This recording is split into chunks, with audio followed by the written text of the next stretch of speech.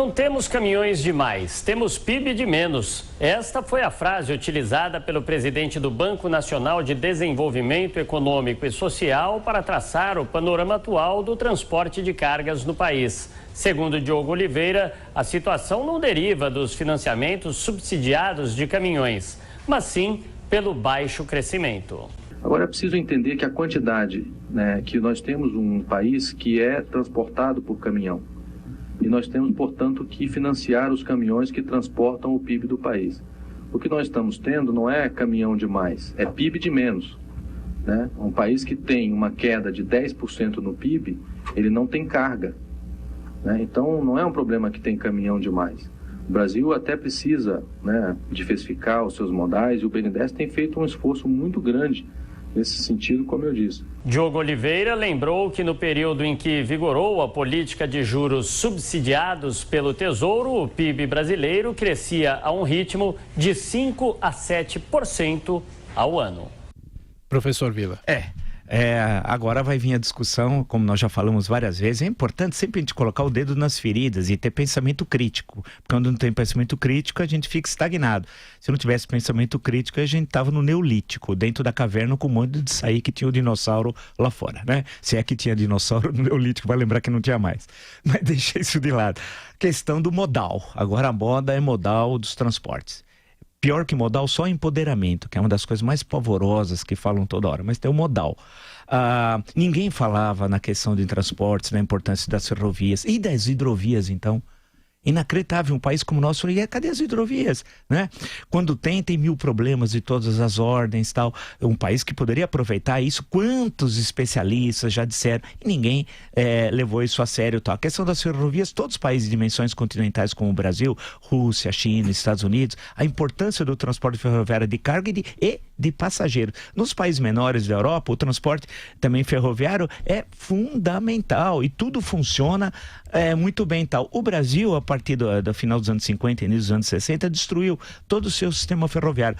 Muitos não sabem que era possível ir a Santos. Outro dia eu falei que eu não sei quem, a gente pegava trem para Santos, E tinha também o trem que descia, passava por onde hoje é Praia Grande, não havia Praia Grande no município, Ia descer, passava, chegava a Peruíbe, chegava até a divisa com o Paraná. O Paulo Duarte, num livro de memórias, num dos volumes, relata uma viagem que ele fez com Washington Luiz por todo o estado de São Paulo através de ferrovias. Uma coisa assim inacreditável. No caso do Litoral Sul, acompanhado do poeta Vicente de Carvalho, que declamou uma poesia para Washington Luiz, que dormiu ouvindo a poesia. E o Vicente de Carvalho ficou louco da vida com Washington Luiz. A partir de então, nem olhava na cara do governador de São Paulo, que depois foi presidente da República, Mas o que interessa é que essa questão é séria. Os presidenciáveis, em momento algum, tocaram na questão. O debate na Câmara dos Deputados, zero. Senado, zero.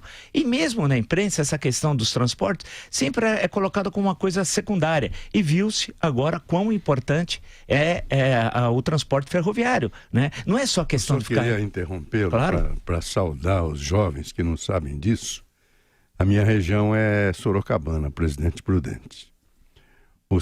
Havia 4 trens diários de passageiros de São Paulo a Porto Epitácio, são quase 700 quilômetros. Sim. Você tinha um misto, que era misto de passageiro e carga, que era o mais demorado e o mais barato. O trem de passageiro, que era o expresso. O Ouro Verde, eu não sei se tinha Ouro Verde na zona, era um trem verde mesmo. Sim. Todo verde, os vagões eram verdes. E depois veio o luxo, que era poltrona, etc. Esse era o meu, professor. Eu vinha de Rio Preto, cheguei vindo de Rio Preto para São Paulo, e leito, tinha o trem, tinha leito, tinha leito. Além disso, tinha leito. Na Itália, por exemplo, você pega o Ítalo, por exemplo, você tem as várias classes, na primeira classe tem até, se serve Prosecco, tem todos os jornais, é uma maravilha, anda 250 por hora. Só o Brasil, que é maravilhoso, fantástico, com gestores, eu gosto da expressão gestor também, com gestores maravilhosos, é que afundaram o transporte ferroviário. Vamos ver se agora o Brasil cai em si. Alguém fala assim, mas a construção de ferrovias tem corrupção. Tem, é verdade, com a Norte-Sul. Mas não, pera um pouquinho, senão é a história do sofá.